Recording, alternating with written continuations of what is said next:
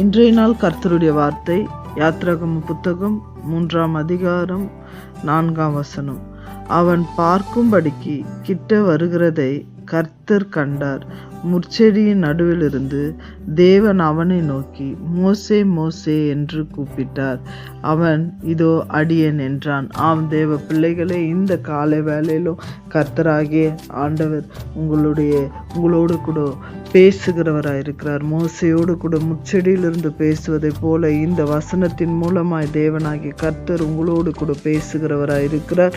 இஸ்ரவேலின் ஜனங்கள் எகிப்தில் இருந்து பாடுபட்டு துக்கித்திருக்கிற அந்த காரியங்களில் இருந்து அவர்களை விடுதலை ஆக்குவதற்கு எப்படி மோசையை தெரிந்து கொண்டாரோ அதை போல துக்கித்து பாடுபட்டிருக்கிற ஜனங்களை விடுதலை ஆக்குவதற்காக ஒரு மோசேவாய் தேவன் உன்னை தெரிந்து கொண்டிருக்கிறார். தேவன் உன்னோடு கூட இருக்கிறவராகவே இருக்கிறார்.